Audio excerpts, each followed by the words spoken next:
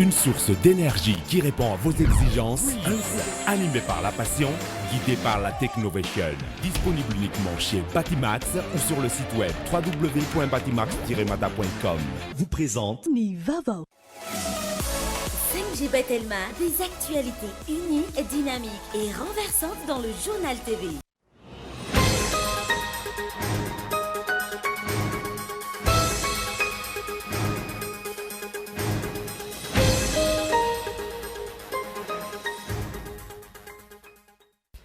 Fendima fitopolo taona katro androany tolom-panafana nataon'ireo mahery-fon'ny firenena no tsy haivana nandritra ny lanonana ara-miaramila izay tanterahany filoha Androajoelina teny amin'ny fasan'ny mahery-fo avaratra Ambohitsaina ary nytoy ateny Ambozatovo.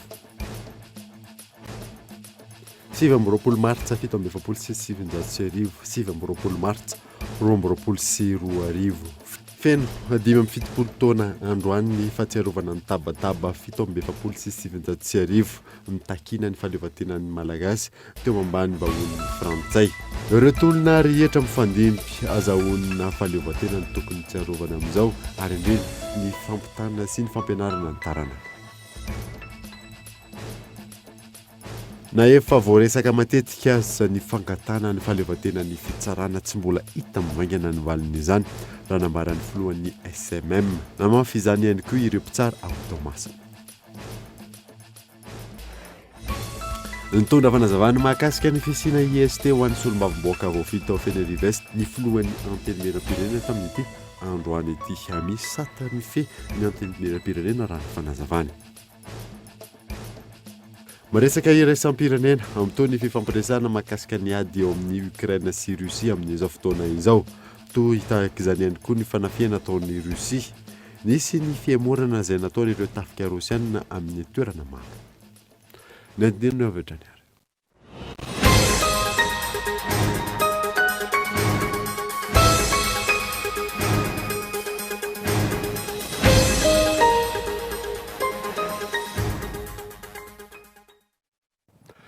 Salandra tompoko lasy tompoko vavy fotoana vaovao eto amin'ny Kolo TV ka manansanao ary anaraka izany hatramin'ny farany hanomboantsika ny vaovao dia feno 570 taona androany ny tolom-panafana izay nataon'ireo mahery-fon'ny firenena no tsy haivana nandritra ny lanonana ara-miaramila notarihan'ny filoha Androajoelina izany teny amin'ny fasan'ny mahery-fo avaratra Ambohitsaina ary nytoy teny Ambozatovo. Fanandina.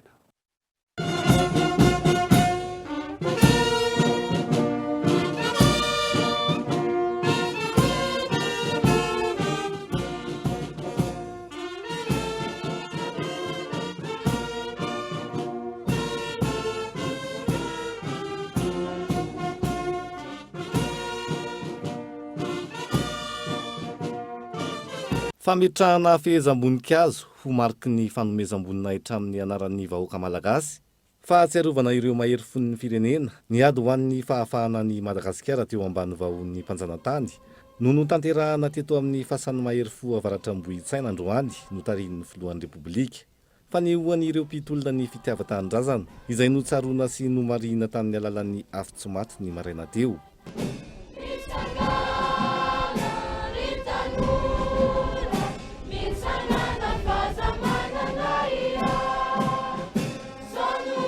Nomem-boninahitra ihany koa ireo akangasisana namborana tonga nanatrika ny lanonana teto Mozole. Nitoy nanolonan'ny tsangambato teny Ambozatovo ny fotoana, nitarika izany teny an-toerana ny ben'ny tanàna Antananarivo, natrehin'ny filohan'ny antenimieram-pirenena sy ny antenimieran-doholona ny avy amin'ny FFKM, ireo mpikambana eo anivon'ny gouvernemanta sy ireo manam-boninahitra sy tompon'andraikitra samihafa, teo ihany koa ireo bekotro maro olatra.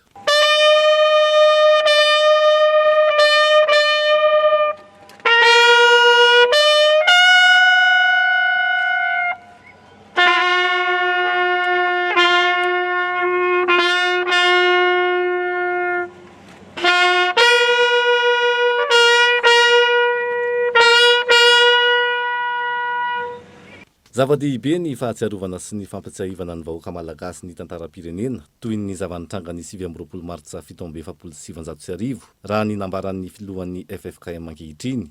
Natao izany ho famelomana hatrany fitiavan-tanindrazana ho an'ny malagasy. Andraikitry ny rehetra ny manao ny ezaka amin'ny fanarenana ireo lesoka nandritra ny taonan'ny fandimby izay raha ny fanazavana. marina misy ny mba melombelo manao ampony taranaka madingo ny fotikevitra dia fitiavan-tanin-drazana fa zava-misy atrehana moa indray mbola hita ihany hoe betsaka ny zavatra very eny ampandehanana ranomarina satria 5-7 taona zany ny tsarovana raha refesina amin'ny hoe fatakaran'izy taranaka etriny zany hoe tolom-panafahana zany dia misahatra mamperitreritra ihany ary misy andraikitra be lehibe tokony raisiny tiraray ny tompona andraikitra samihafa rehetra ao anatin'ny dony zany tsisy akanavaka. Ny FFKM dia tahaka ny vahoaka rehetra ihany ny fiangonana miaina ny fiainam-pirenena, miaina ny fiainan'ny fiarahamonina rehetra ankoatra amin'ny mahafiangonana azy dia manana ny fomba fijeriny koa ary manana didy sy andraikitra, manana ny fomba fiasan'ny fiangonana anatin'izany ka hitantsika miandalana ihany ny zavatra misy aoriana. Taorian'izay nisy ireo fikambanana sy vondron'olona samihafa nanao ny fananteram-boninkazo teny an-toerana ho fanehoana ny firaisan-kina sy ho fanomezam-boninahitra ireo namony eny ny 7 martsa 1770.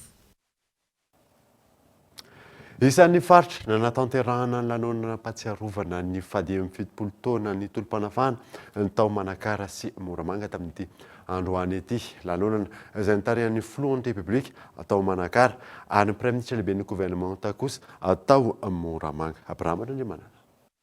Taorian'ny lanonana mpahatsiarovana ny 7 martsa 1770 tetsy amin'ny fasan'ny mahery fo avaratra Ambohitsaina androany maraina izay nitarian'ny filohan'ny pirenena. Nitodi-doha azo any Manakara ny filoha tafiditra anatin'ny fankalazana ny 570 taona ny tolom-panafahana nataon'ireo mahery fo ny firenena ho an'ny fitiavan-tanindrazana sy ny fahaleovantenan'ny Madagasikara. Nisy nandritra izany ny fametrahana ny fehezam-boninkazo tao amin'ny fasan'ny mahery fo tao Ambalakararay. Ho an'ny olona ny tolona dia mahafantatra tokoa hoe manan-danja izany tolona izany. Tsy atakalo vola, tsy amidy izany tolona izany. Tsy atakalo ny firenena. Ary zay no ilo ampitainana amin'ny taranaka faramandimby. Ireo rehetra njoro an-tanindrazana dia omentsika voninahitra androany. Ary feno fakasitrahana ny tolona sy ny fanoloran-tena nasehon'izy ireo isika fa indrindra ny tenako amin'izao andro iray toazato izao. Ankoatra izay, nisy ihany koa ny fanomezana solom-body akoho an'ireo bekotro maro olatra tao Manakara.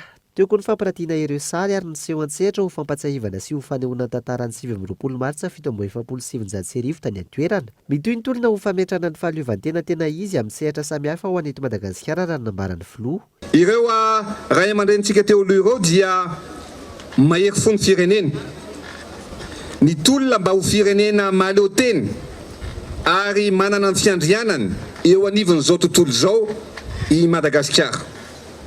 Mbola tsy tapitra nefa ny tolona. Mbola mitolona hatranintsika mba hisian'ny fahaleovan-tena, tena izy fahaleovan-tena ara-tsakafo, fahaleovan-tena amin'ny fampandrosoana rehetra tiantsika apetraka eto amin'ity firenena ity.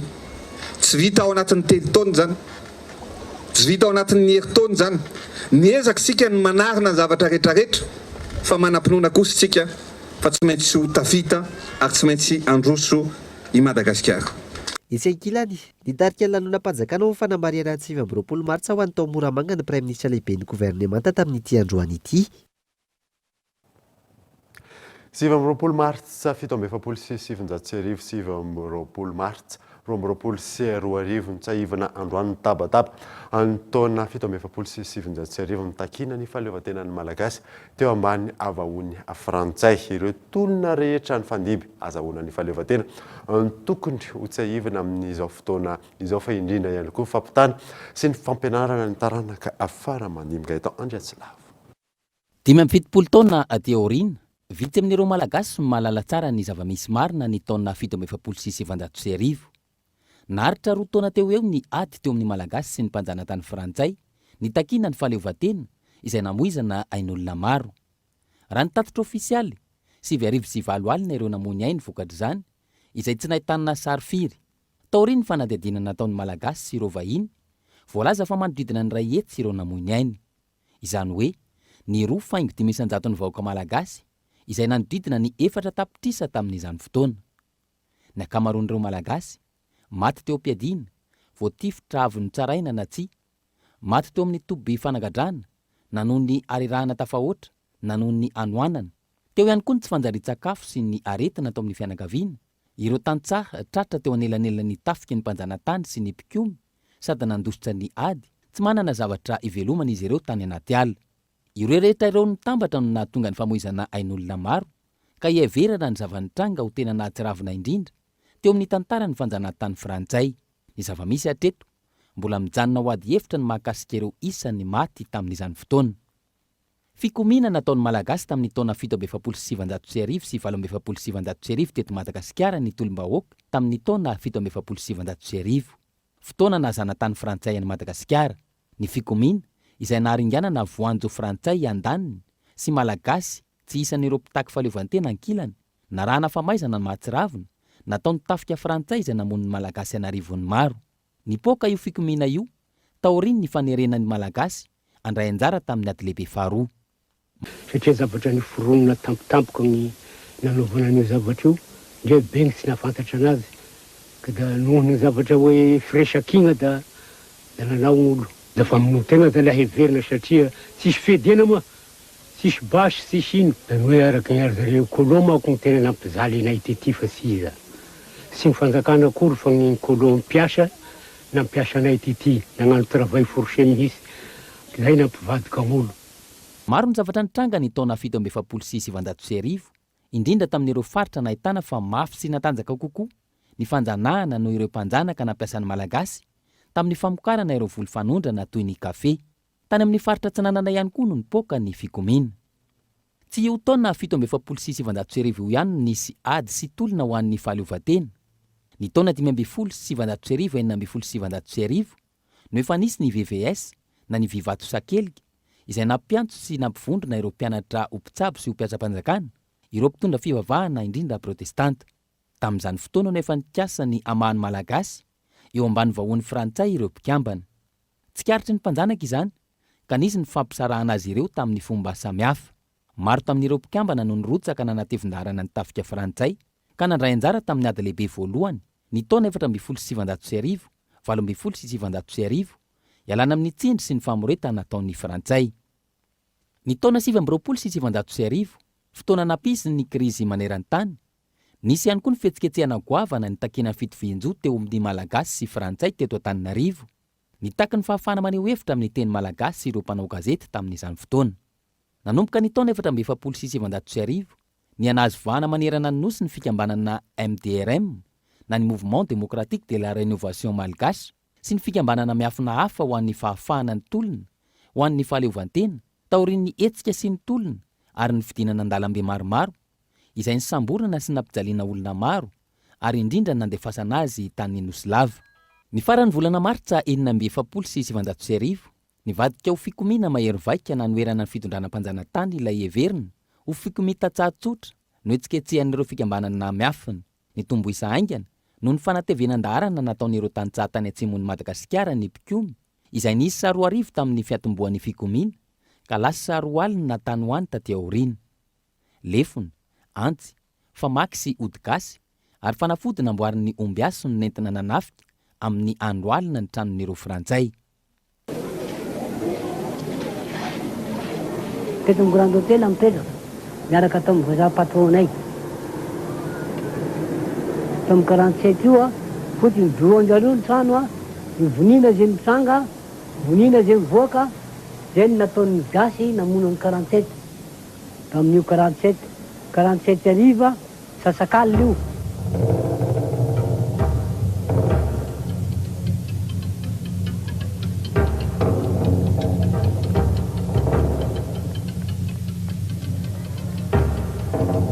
Tué avec Sagay, les lèvres, Antibe,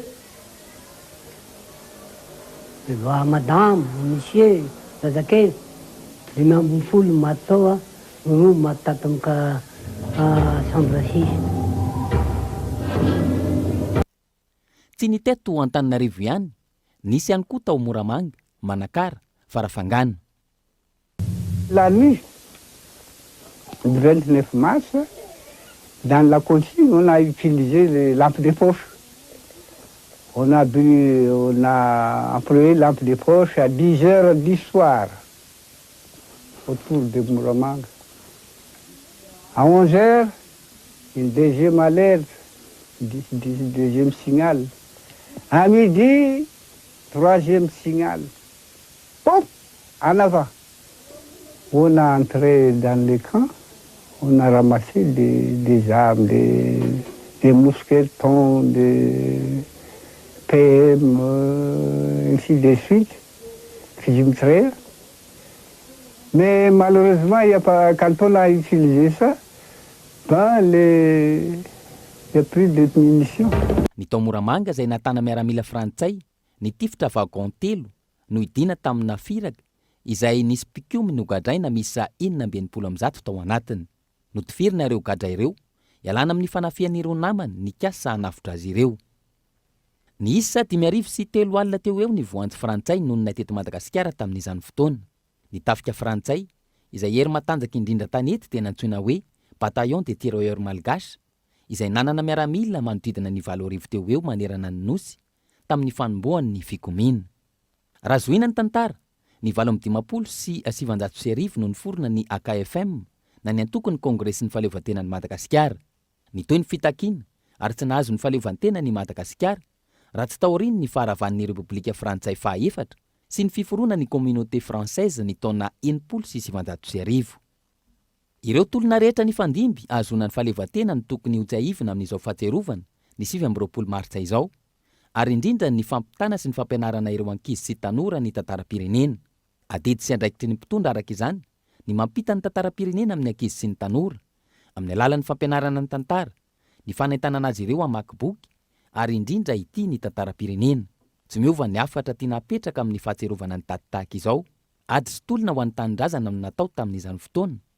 Ady sy tolona ho an'ny tanindrazana ihany koa ny tokony ataon'ny vahoaka malagasy ankehitriny.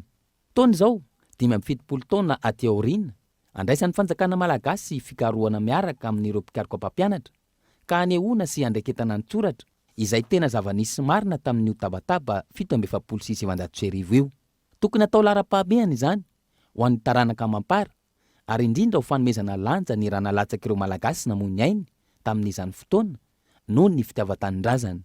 Izany hoe tsy tokony hijanona amin'ny isa nomena hatr'izay sy ny fahatserovana eny Mozole sy Moramanga fotsiny ihany, fa iroso amin'ny fikarohana ny lasa rehetra, andrafitra izany anatin'ny bokin'ny tantara-pirenena malagasy ka ho afaka ianaran'ireo ankizy malagasy, ho reharehan'ireo taranaka mampara ary koa voninahitra ireo ny ady sy ny tolona ho an'ny fitiava-tanindrazana. Aiza ho aiza nefa i Madagasikara amin'izao fotoana. Maleo tena marina ve isika raha ny lafin'ny politika sy ny toe-karena no jerena? Tsy efa fotoana ve izao ananana sy hitantanana ny tena fahaleovantena marina? Isan'ny vaovao misongadina ihany koa dia nanatanteraka fitoam-pivavahana ho fahatsiarovana ny filoha dideratsiraka androany antoko Arema eritaona aty aoriana nandevenana azy ateny amin'ny fahasahy-mahery fo tetsy Mozole. Abrahama Randriamanana. Tamin'ny roa ratolakandro no nanomboka ny fitoam-pivavahana ho an'ny rehetra ho fahatsiarovana ny filoha dideratsiraka izay nitanterahin'ny antoko Arema tetsy amin'ny chapelle miaramila Ampahibe androany. Eritaona katroka ankehitriny nandevenana ny amihaly dideratsiraka tetsy amin'ny fahasahy-mahery fo tetsy Mozole. Anton'izao hetsika fahatsiarovana izao raha ny fanazavana. Anio moa zany fa 7 ny volana Martsa ary data manatantara ao anatin'ny fiainan'ny malagasy rehetra moa zany satria nisy ny 17 sy nisy ireo martiora kanefa fifanandrifian-javatra moa zany dia nasitrika tamin'ny eritaona lasa katroka androany ny filoha-mpanorona ny antoko Arema dia nanararoatra zany zay sady nanao hetsika ho tsy fankalazana moa zany satria sarotra be ny tenena zany fa ho fahatsiarovana ireo martiora sy ireo namana zay nitolona ho an'ny fahaleovantenan'ny Madagasikara sy ho an'ny filoha président Ratsiraka.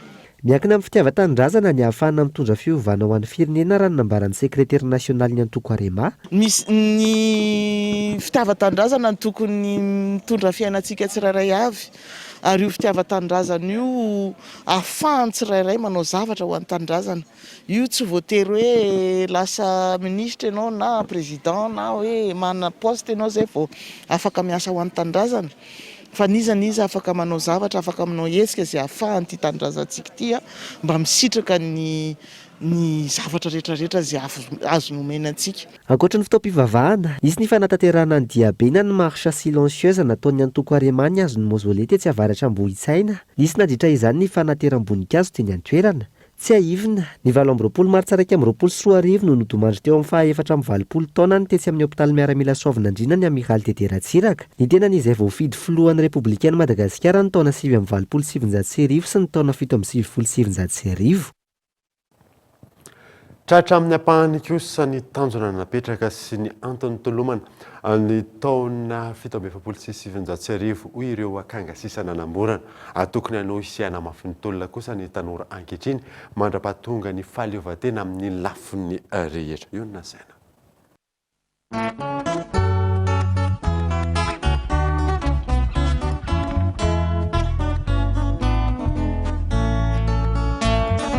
Nomemboninahitra manokana tamin'ity androany ity ireo bekotro maro olatra akanga sisa nanamborana nitolona tamin'ny 770 telo amin'ny 20 taona ny zandriny indrindra tamin'ireo afaka nyresaka tamin'ny mpanao gazety androany ny tantara ny niainana tamin'izany fotoana. Mafy tamin'izany tany moramanga tamin'izany niany tamin'ny Senegaly fa raha toa ny tantara zavatra mafy satria tamin'izany tany 47 zany zay fa olona lehibe zay tamin'izany fa olona lehibe zay tamin'izany dia nitolona dia niady tamin'ireo Senegaly sy Senegal reo niady tamin'izany. Nisy namana lavo zany tamin'izany na fianakaviana? Nisy ny rahalahiko zao anankiroa no maty tamin'izany fotoana zany. Za taty amin'ny ville ary rahalareo tanaty ala tany nafaty azy. Zay na delitely aza tamin'izany za raha niasa tamin'ny papanay mampirina ny dossier ny tao fa satria tany moramanga izy no mipetraka niasa dia izy tany zany ny amin'ny DRM dia papirina ny tany sy mpizaran'le taratasy tamin'le mpiarana tamy satria le betsaka zay ny ankizy mbola kely dia nandeha tamin'ny tomobile dia nenjehny miaramila sy ny maramila Senegal sy ny vazaha niraiko tamin'izany voasazy 20 taona. Tsy tany moramanga ihany no nisy ny famonoana ireo mpitolona fa teo ihany koa ny tany Manjakandriana. Tany Meritsanjaka sy Manjakandriana. Nahoana tamin'izany tany? Tamin'izany nafanafana ihany satria enjehny Senegal ny tena raha voahitany dia fa tsy tany ialana mihitsy. Rehefa hitany tsy misy hoe ahoana fa tonga dia zany hoe baika Senegal zany tonga dia kapaina fotsiny nga tsisy fanadiadiana mihitsy. Betsaka mihitsy ny lavo fa samy manao zay ahafahany. Zay hitany zay fanena aminy ka hitany dia maty. Rehefa toa anaty lavaka nalahatra dia nitifirina rehefa voatifitra dia raha nalasaty dia midorana dia tsisy resahana betsaka amin'iny fa zavatra irako mifotony zany ka raha naverina misy fiadana loatra zao fanontaniana roa zao. 20 taona irazafindray be tamin'ny 777 isan'ireo nitolona tany Mantasoa. Eo Mantasoa amin'ny école teo tombony Senegaly ary ny tombotsika zany natao hoe tombotsika any Merinarivo mbola kilometatra 10 angambo izy zay dia any nandeha hanafika an'ireto Senegaly reto zany rehefa marainy ny andro amin'ny enina ny miala any dia eo amin'ny ansivy eo tonga eo Mantasoa rehefa nahitana Mantasoa nareo dia raha vao tonga dia manakora amin'ny tena rano retia miaraka amin'izay mibasiny reo rehefa vonon'ireo manaraka an'le sisiny amintsika mako fa misy lehibe mitarika hoe rehefa ohatra ka vampoaka mibasy dia kosevo dia midaboka daholo. Iny le midaboka iny hoe tsy dia midaboka fa mbola mandady mandositra. Misy paobasy matebina be dia any mandeha dia misy kinenina indray rehefa afaka be mandositra. Tena simba izy raha hoe mitovy le fehibina aloha fa tsy mitovy. Zany nanaovana hoe atody miady amin'ny vatosika tamin'izany fa raha hoe izy tsy mahita lalana fa tsy miarabe ary tsika mahita sakely-dalana ko any tanàna ny tenako tena misy aloha le odibasy fa raha tsy nisy tapitra mafy. misy odobasy fanafody nge ty odobasy ty e iny le manao kosevo iny ny akanjony tena ny andamosina ny rovotry ny bala fa le vantana tsy misy maratra fa misy ihany maty manao fanahany ina hoe rano le tia ny lamosina natodika hoe inona ny la manota fady tokony itony tolona hoy ireo be kotro maro olatra no isika mbola miankin-doha amin'ny lafiny maro tsy tena mahaleo tena misy ny tolona ka tolona fandrosoana no tadiavinao atao fa tsy hoe tolona hoe ifandripaka zany fa tolona zany indrindra fa nareo tanora amin'izao andro farany zao tolona nareo ke zao nareo no tena tolona ny tandrona tsy tratra mihitsy tsy tratra mihitsy ny tandrona fa rehefa hoe rehefa nahazo ny fahaleovan-tena mahazo mipetraka amin'ny tanindrazona dia zay zao izy masonareo zao ka saratratratsika zany na tiako raha ny hevitrao manokana raha ny hevitrao manokana ny hevitro manokana dia mbola mbazany tany zao dia ny toy mihitsy raha araky ny tadia sara ny ramanavo sy rehelova nge zay zao e rehelova tsy namon'ny afo raha manavo ny namon'ny afo zao hita masonao zao e mba dereo zao fa olona tanora ianao miresaka amiko tsara ve zao fiaraty ny tolona tokony atao raha ny akaikeo aloha asakasaky ny sika nandembany zay taloha reo fa raha ny fanindrinay taloha dia olo zay hoe rehefa nanao kosa zay dia aloha rehefa mbo azontsika somatsara le tolo-pahafahana dia asa zay ho fitavan-tanindrazana fa zany tena tarigetra tamin'izany any dia hoe velona ny tena dia velona ho an'ny tanindrazana moa mafy ny tena mafy ho an'ny tanindrazana amin'izao ve mbola misy manana an'izay tarigetra zay tsy mitovy mahitsy le sainan'ilay olona tsy manana an'izay tarigetra zay le akaikio raha ny fandinihana azy aloha ankehitriny mijoro ny tarikety izara fitiavana ho antsika rehetra tsy ho fatomboka izay kinasa fa hototeny no sady miasa ny anaranareo ilay aman-driny tsy ho adio fa masinaninay izy ireny lova mipetraka ho tantara ho reharehan'ny malagasy gasikary ho reharehan'ny malagasy gasikary hotohizanay izay efa natomboka ho foazinay renoboka ireo tantara maro feno fijaliana ho saromanay fifaliana ary fitsikina tonga eto fotoanany dokavarotra isika ao aorianan'izay ahitantsika mahakasika an'ireo mahakasika ny mombalamomba ny abekotro maro olatra sy ny 7 martsa eo ihany keo momba ireo vaovao any amin'ny faritra rehefa avy ary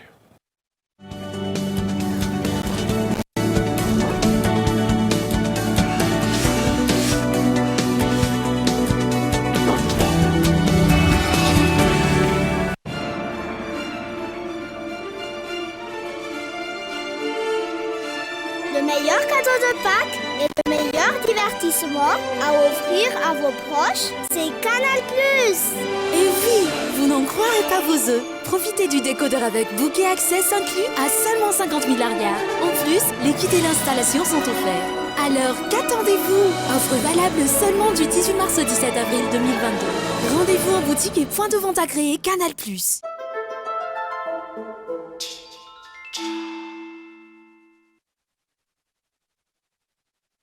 Vivez des moments plus forts. Suivez vos émissions préférées sur votre smartphone. Maintenant, c'est possible. Achète ton smartphone, gagne des bonus et Telma TV gratuitement. Telma TV, ça fit Tsucha Malagas.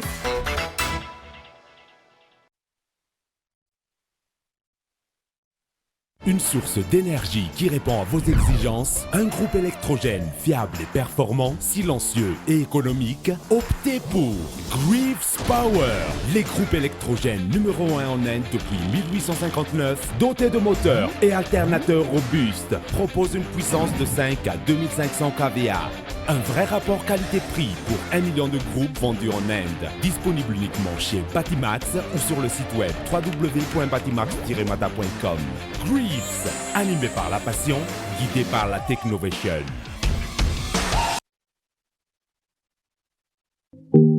Andao izany Madagascar Ny ministera fizahantany sy ny ofisym-pirenena momba ny fizahantany dia manolotra antsika ny andiany fahadiny amin'ny hetsika tsenabe ny fizahantany izay ho tontosana ny 1 martsa 2 aprily 2024 avy izao eny amin'ny gara Sorano Analakely. Tongava indray ny tafampivantana amin'ireo matianina amin'ny fikarakarana fivahinianana sy ireo ofisym-paritra ny fizahantany. Ampiavaka ity andiany ity ny fisian'nyalika asa lehibe mandritra ny 3 andro entina hanoezan-danja ny asan'ny mpiseradia ary andraisan'ireo solotena mpiseradia manerana ny nosy anjara. Asongadina mandritra ity andiany ity ihany koa ny sakafo malagasy, ny kolotsaina malagasy. Andao izany Madagasikara, tsy misy vidim-pidirana.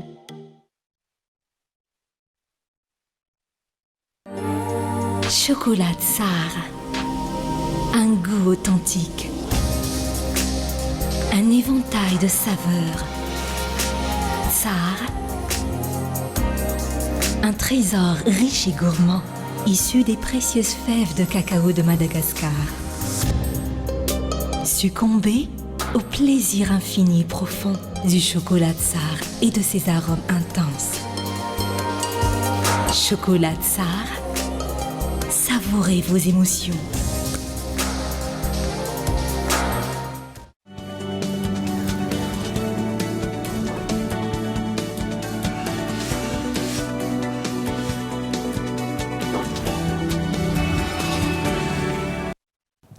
Vereto amin'ny fampahalalam-baovao isika dia iverenantsika ihany koa mahakasika ireo bekotro maharolatra misy sady 17 ankehitriny izy ireo hoy ny tompon'andraikitra 20 taona ny zokony indrindra amin'ny zany raha toka 30 taona kosa ny zandriny indrindra io ny nasaina.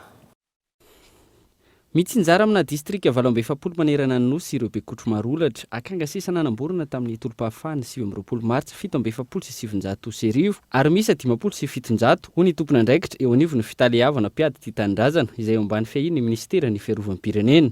Raha ny fampitambavao voarain'ity fitaliavana ity, lehilahy 20 taona no zokony indrindra amin'izy ireo ankehitriny monina ny nosy be anala raha vehivavy 30 taona kosa no zandriny indrindra. Ny fepetra amaritana ireo bekotro marolatra tamin'ny tolon'ny 17 izay tsy ireo niady ihany fa na ireo ankizy nanatitra sakafo tafiditra ao anatiny ihany koa. Ny lehilahy niady dia ny vehivavy namaty sakafo, nisy ankizy ara tamin'izany, ankizy teo amin'ny 7 taona teo namaty sakafo dia efa tafiditra tao anatiny izy tamin'izay.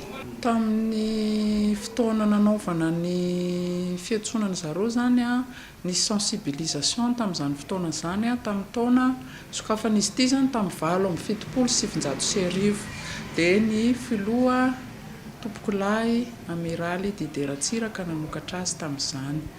Dia tamin'ny 770 nanao recensement zareo ny mpiasa tato aminay taloha zany.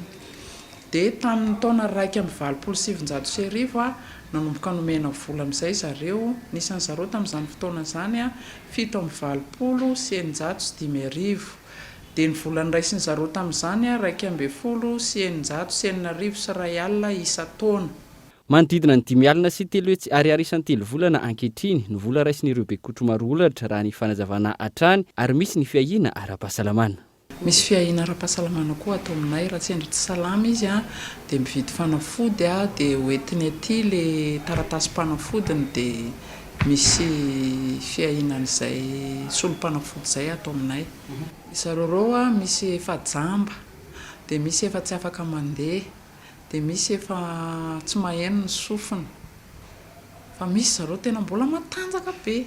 Zavatra hitako mampiavaka an'zareo aloha zany zareo olona matanjatsaina be satria ny aina tao anaty tabataba tamin'izany fotoana nazahoana ny fahaleovan-tena zany dia olona matanjatsaina sady matanjaka ara-batana tsy ohatran'ny olona amin'izao fotoana izao zany. Izay ny zavatra tsapako dia mateza ry zareo. Manaitra ny tompony andraikitra isan'ny tokony ihany koa ireo bekotro marolatra ny amin'ny tokony anaovana isam-bolana ny vola omena azy ireo noho ny fahasarotan'ny fiainana ankehitriny. Eo ihany koa ny fanafainganana ny famitana ny tran'izy ireo any Moramanga. Ny maison de retraite izay efa natomboka ny taona 2020 ny fanombohana ny asa tamin'ny fametrahan'ny filoha ny vady fehizoro saingy tsy mbola vita hatramin'izao. Ireo akanga sisa nanamborana ankilany miavitsy hatrany. Ny maison de retraite izay tahaka izao ny endriny ankehitriny.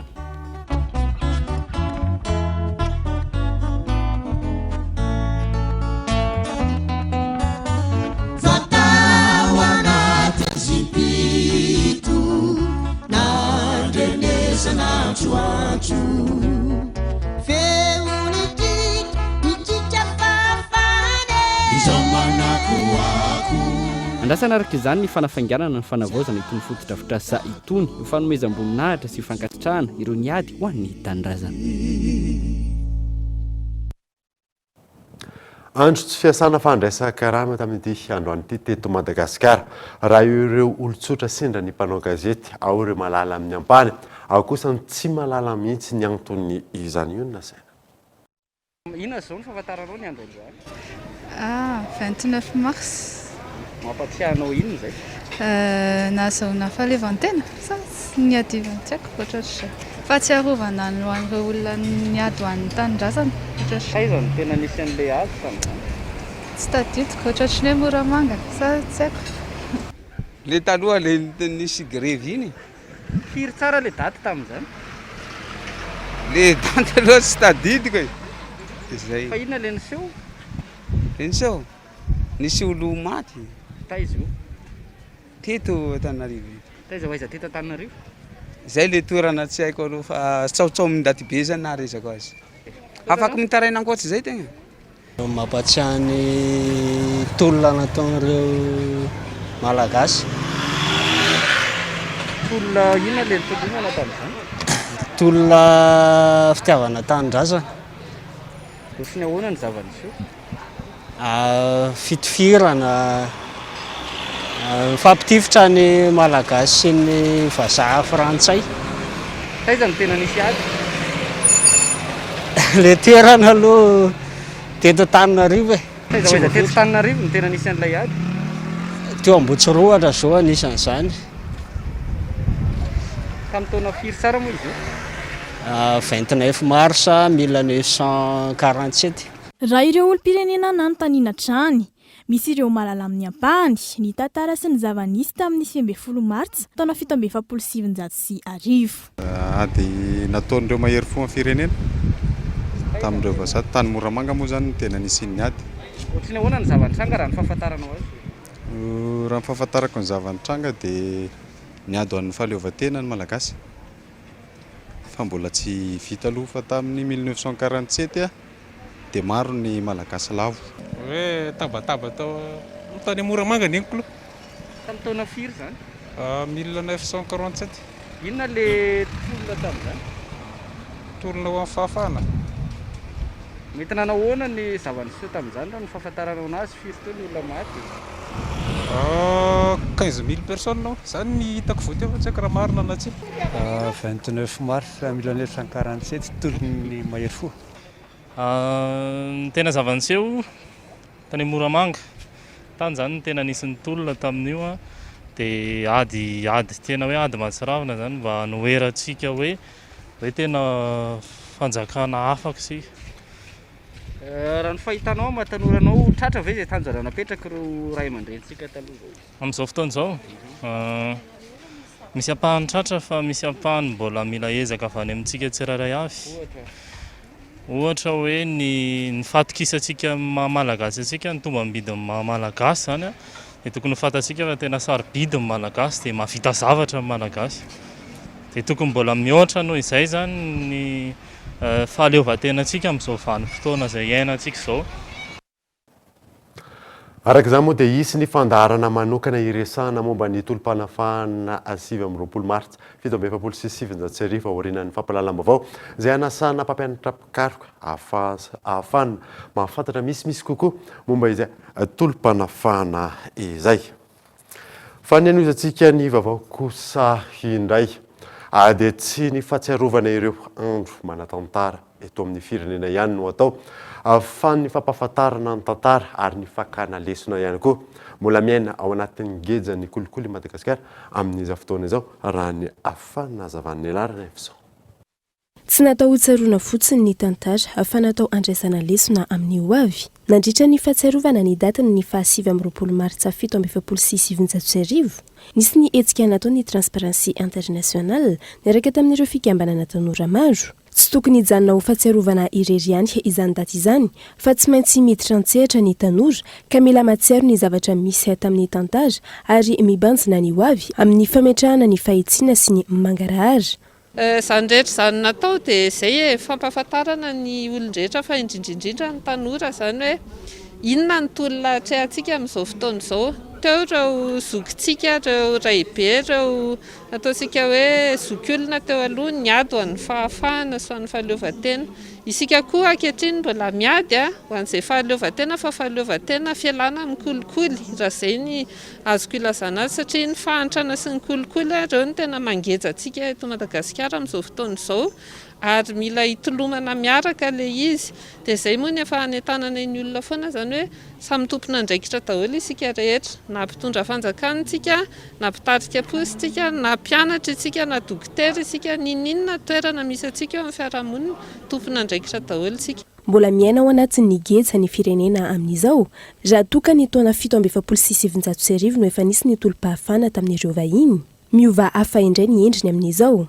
Fa tsy maintsy nisy ny hoe fivoarana aloha tao anatin'izay fotoana izay niverina tokoa ny fahaleovantena izay ny zavatra ny edivan'ireo zokintsika maty tamin'izany fotoana izany kanefa ataoko hoe fahaleovantena mbola sadasada ilay izy raha izay le nazavaiko teo satria mbola voageja ihany isika fa mahasamihafa azy fotsiny tsy olona avy any ivelany intsony mangeja antsika fa matetika dia isika samy isika ihany ny fangeja eto amin'ny mbola fanohizana foana ireo toetra sy ataoko hoe rafim-pitantanana tsy mety nga izay anjakan'ny kolikoly indrindrindrindra ianjakan'ny kiantrano an-trano tsy fijerevana ihany koa ny tombotsoan'ny be sy ny maro fa fitazomana sy fampiasana ny fahefana ho an'ny tombotsoan'ny olombitsy. 7 isanjaton'ny mponina eto Madagasikara dia tanora avokoa ka manana anjara lehibe amin'ny fampiroboroboana ny firenena ny tanora afaka ihany koa manova ny firenena ny tanora antonona ampiroboroboana ny fanamafisana ny fandraisana anjara ny tanora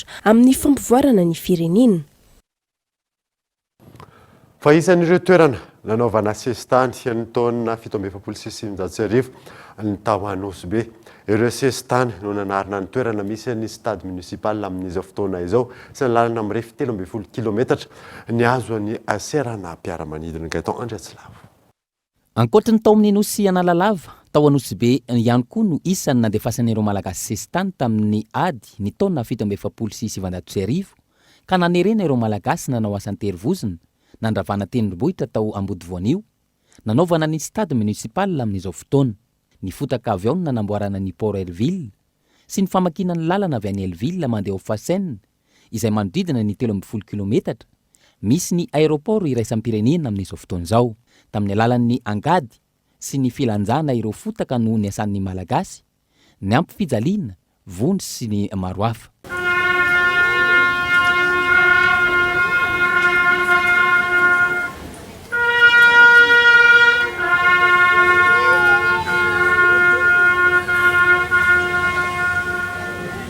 Il tsy very tsy maty ao am-po ny fanavotana ny firenena. Ometsika lanja tsy ataontsika tsinitsinina ireo rany malagasy izay maty ho an'ny firenena izay. Ireo rany malagasy izay latsaka hanavotra ny firenena. Koa dia raketo antsaitsika, raketo mba ho tantara ny taranaka faramandimby, izany zava-dehibe, izany soa tsy roa matany izay nanana ny firenena malagasy izay. Nandritra ny fankalazana ny andro ny 20 Martsa teto Anosibe, nanentana sy nampafantatra ireo ankizy sy tanora ny préfet de police fa tsy tokony ho adino ary tokony ho fakafakaina lalina ny mikasika ny 20 Martsa 1796. Tantara tsy fanadino, indrindra ny fanaovana sesitany ireo malagasy izay niasa san-terivozina tao Anosibe. Naandro tsy asana nefa andraisaka raha mahazatra amin'ity androany ity saika ny aina tamin'ny fiainana andavanandro avokoa ireo olom-pirenena hita tamin'ny androany. Isan'izany moa ireo manao asa tena fanandina. Vitsy ny olom-pirenena nanamarika 20 Martsa 1796 raha ny hita teny rehetra teny androany. Ankoatra ny fanamariana ofisialy, saika nanoho ny fiainana andavanandro avokoa ny ankamaroan'ny mponina, nanoho ny asa toy ny mahazatra. Samy 29 mars zany dia fankalazana ny ireo olona nitolona tamin'ny 1797 izay nitolona ho an'ny tanin-drasana. Fitiavana tamin'izany moa dia ny fitiavana tanin-drasana moa zany. Fahana tamin'izany no tadavina ny fahafahana hoe Madagasikara dia amin'ny malagasy fa tsy an'ny vaza ka raha amin'izao taratra ity Analakely zao efa tsy dia ohatran'ny efa tsy dia malaza tsony aoko moa vokatry n'le hoe tsy fananana dia mitady foana olona satria mividim-piainana koa masana dia aoko moa nefa raha jerena zany amiko aloha ohatrany hoe fiatsaram-belatsy fotsy sisy zany 29 mars satria raha nitolona ho an'ny tanindrazana ny malagasy fa iny ankehitriny nefa toatra mbola ao ambadiky ny vaza ihany zao ny fiainana ny mianina an'io moa tadavina an'io mividim-piainana moa raha malala miakatra raha ho anay miasa tena raha vao tsy miasa ny ray andro tonga dia hita be tsy maintsy manohy ny asa ho indray ity mpivarotra iray ity zany ohatranay zany zao ohatrany hoe tokony hoe tsy asa nefa zay tsy manako anako zay tsy miasako inao zay ngano mpiasa-panjakana na mandray isam-bolana fa zay olona miasa tena dia tsy maintsy miasa zay miasa foana zay fa rehefa tsy miasa zay dia tsy mihinana tsy maintsy miasa zay na ny alahady tokana zay tsy miasa satria alahady mba andro hoe fankalazana an'Andriamanitra zay mba mivavaka ny alahady toy izany ihany koa ireo taxi be ny asa avokoa ny ankamarony hatramin'ny 9:00 no iasano izy araka ny fanazavana raha ity zotra 133 iray ity fahatsiarovana ady lehibe teo Moramanga tamin'ny taona 1947 tsy maintsy miasa ny fa tsy maintsy mikarama raha tsy mihinan-kanina fadiavan-jany alahady ny depoanay zao dia lahady andavanandro zay miasa foana fa tonga ny amin'ny enina manomboka tany 10 maraina zao zay ny asa izy dia amin'ny 9:00 any zay vao hijanona araka izany samy variana amin'ny asa mandrarany avokoa ny ankamaroan'ny olom-pirenena malagasy tsirairay raha ny sary no ampitenenina etsakilany nanajany tsy fahazona mivarotra zava-pisotro misy alikaola ny bara sy ny maro samihafa sasantsasany androany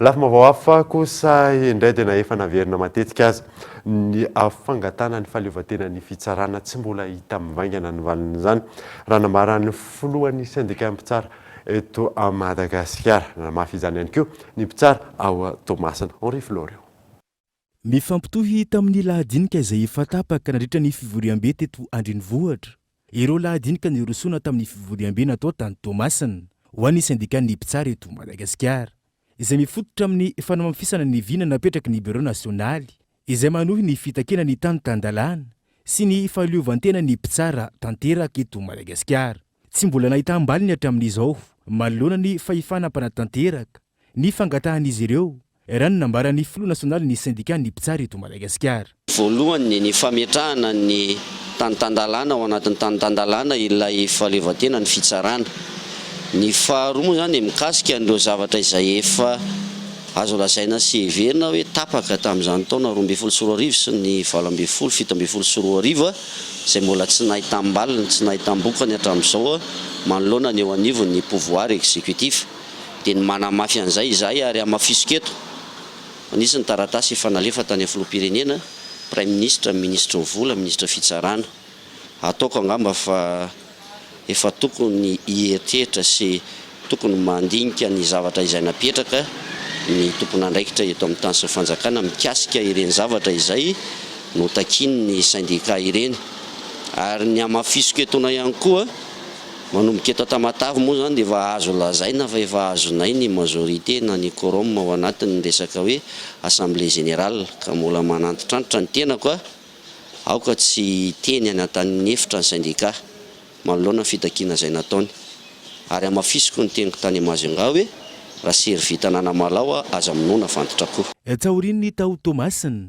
mbola isy ny fivoriana fankankevitra amin'ireo faritany ambiny manerina ny nosy ka hamoahana fehinkevitra hanatsarana ny tontolo ny fitsarana eto Madagasikara raha ny fanazavana aina hiteraka korotana ao mananara avarora kosa ankehitriny ny tsy fanekeny ireo vahoaka ny anohizan'ny filohan'ny fitsarana ao Maroantsetra ny asany mifamafao tanteraka ny toedrara ankehitriny Henri Floreo hatramin'ity androany ity mifamafao tanteraka ny toedrara ao mananara avaratra sy Maroantsetra ao mahakasika ny fanohizana andraraha-pitsarana any amin'ireto distrika roa ireto tsy akasitrahan'ireo fikambanana samihafa ny anohizan'ny filohan'ny fitsarana ao Maroantsetra ny asa izay tokony ho tanterahana mahakasika ny fitsarana amin'ny teti-vohitra ao mananara avaratra nambaran'ireo sojabe ao an-toerana fa efa tsy manana fahefana amin'izany intsony ity filohan'ny fitsarana ity taoriana ny fanesonana azy tamin'ny toerany. Manoloana ny famindran-toerana Andramatoa filohan'ny fitsarana ambaratoko voalohany Marantsitra Madame Razanabahiny Marjama Marie Francette magnamafy ny décision niresin'ny CSM manoloana ny famindran-toerana io izahay mpikambana Sojabe mananara miray. Magnamafy ihany koa ny fagnambarana efa nataony an-tsoratra mahakasiky ny tsy hiverenana amin'ilay toerana mahafilohan'ny fitsarana azy eo Maroantsetra ary tsy hanaovany fidinana fitsarana amin'ny tetivohitra ato agnatin'ny distriktin'ny Mananaravaratra manomboko zao fanambarana lehibe ataonay zao. Aina iteraka korotana araka izany ny resaka mifamaofao mahakasika ny fitsaranany amin'ity distrika roa ity. Ny vahoaka izay tsy manaiky intsony ny hanohizana ny fitsarana amin'ny tetivohitra. Antso araka izany ataon'izy ireo amin'ny tompon'andraikitra ny amin'ny tokony jerem-bahaolana mahakasika izany. Tsy nisy kosa hatreto ny fampafamontarana mahakasika ny fisina IST ho an'ny solombavamboaka vao fito tao Fenerive-Est eo anivon'ny Boromaritra raha nambaran'ny foloan'ny anteny miram-pirenena tamin'ity andro any ity misy satamy feny anteny miram-pirenena raha ny fanazavana fanampanazavana.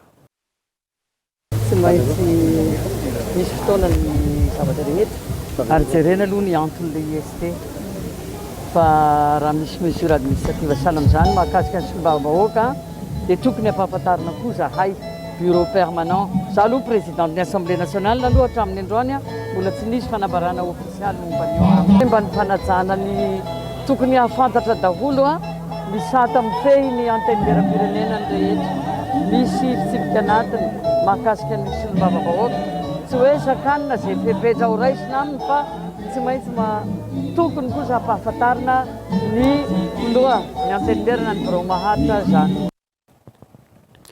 Lafa mavao hafa kosa indray dia tsy misy afabela tamin'ny Covid-19 ny mpandrarà sy ireo orinasa mivondrona ao anatin'ny groupement des femmes entrepreneurs de Madagascar. Betsaka ny orinasan'ny kantona ary nanano sarotra ihany koa fanarenana azy ireny manoloana ny zava-misy maneran-tany. Mila paikady manokana araka izany ny fanarenana ny orinasa Tantanambehivavy Yves Richard.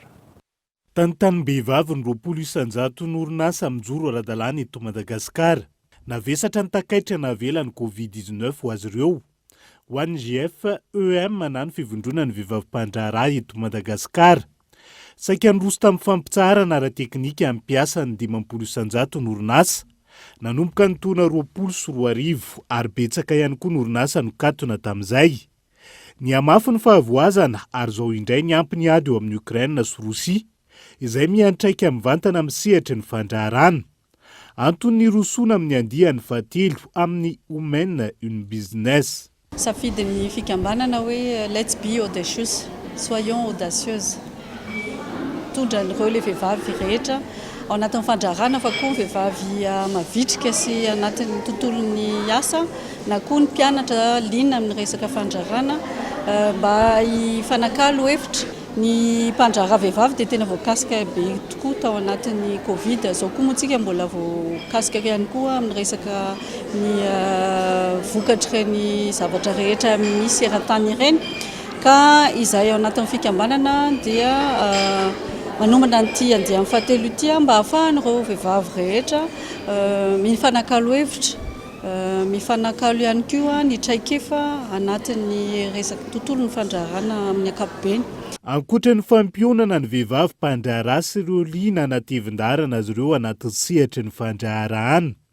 Maro ny fandaharam-potoana natao ampirosiana ny vehivavy iroso lalina anaty sehatra ny fandraharana mandritra ny hetsika. Aprily sy mois de mai io dia misy fanentanana ho an'ny vehivavy izay ho ataonay misy fidinana mijery zareo inona no ataony atao ampisehoana ny vehivavy hoe inona ny vehivavy mpandraharaha, inona ny zavatra miseho amin'ny fiainany, inona ny zavatra tiano ampiseho amin'ny olona rehetra. Ahafantarany olona hoe inona izany vehivavy mpandraharaha rehetra zany, ny zavatra sedrainy sy ny zavatra ataony. Amin'ny volana 17 mai dia misy ny conférence iraisam-pirenena izay ahitana olona avy any ivelany izay hanao conférence eto Madagasikara. Dia amin'ny 17 alina misy ny WIB Awards izay fanomezana trophée ho an'izay vehivavy mendrika amin'ny ao anatin'ny mpandrarà. Mahery ny 530 ny vehivavy mpandraharaha mpikambana anatin'ny fivondronan'ny vehivavy mpandraharaha eto Madagasikara. Izy ireo izay miparitaka manodidina ny faritra 12 eto Madagasikara. Nampafantana rapomba ofisialy omaly ny andiany fatelo ny hetsika izay nosokafa minisy ny asa tanana tsy ny atao anotrony ireo vehivavy mpandraharaha maro. Olona manana fahasembanana miisa 170 avy amin'ny faritra Vakinankaratra no nahazo fampitaovana avy amin'ny tetika samiary tanjona amin'ny azany momba tsy ho vesatra eo anivon'ny fiarahamonina izy ireo fanadina. Mitoetra ny fanampiana tao tetika samiary ho an'ireo olona manana fahasembanana avy eto amin'ny faritra Vakinankaratra. Olona manana fahasembanana 170 no sitraka tosika fampitaovana avy amin'ny tetika asa ny asabotsy fahelina amby 20 ny volana martsa 2024 lasa teo teto Antsirabe. Ao ireo sitraka fitaovana mahakasika ny fambolena sy ny fiompiana.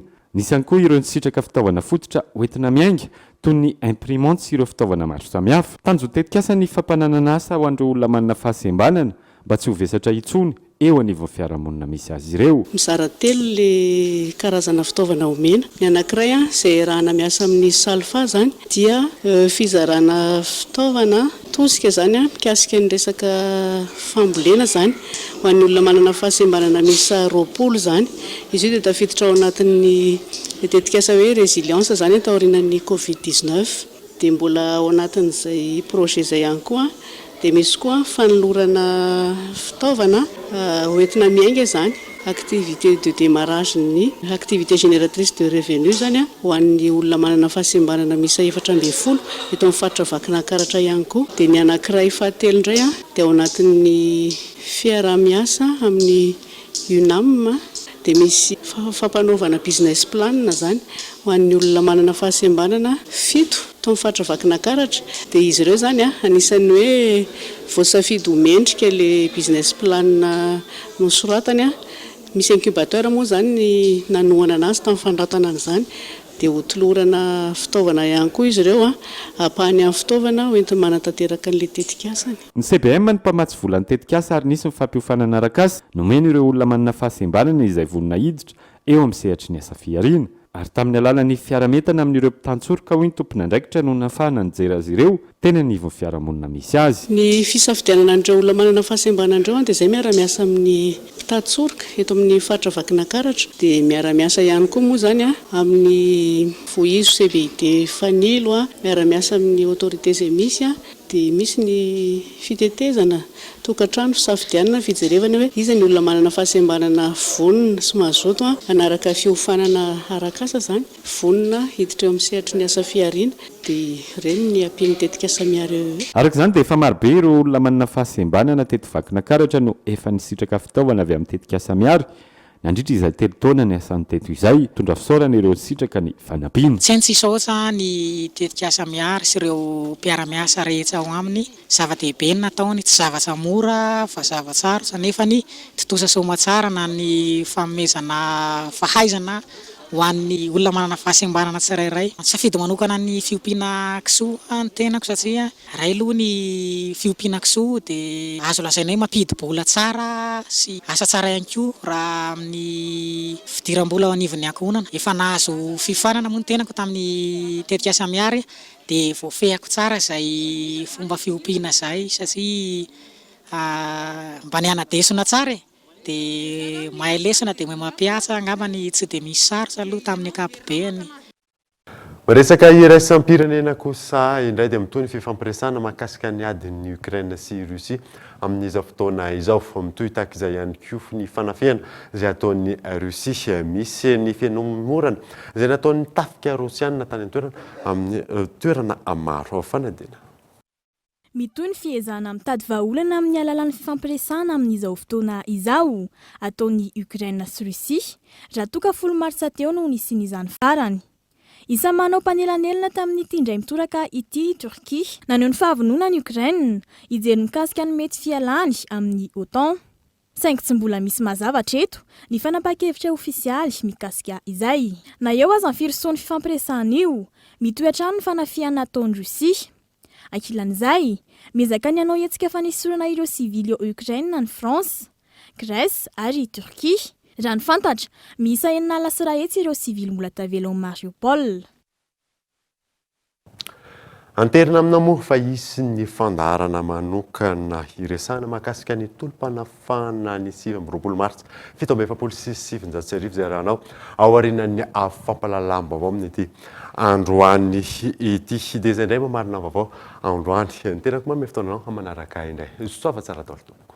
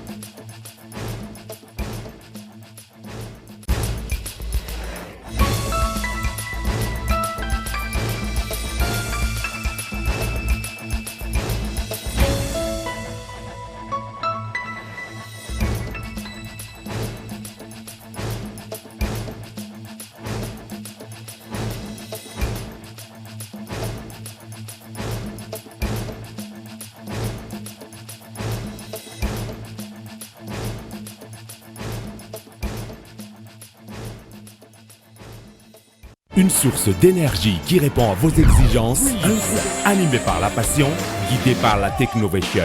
Disponible uniquement chez Batimax ou sur le site web www.batimax-mata.com. Vous a présenté Vaovao. 5G Batelma, des actualités uniques, dynamiques et renversantes dans le journal TV.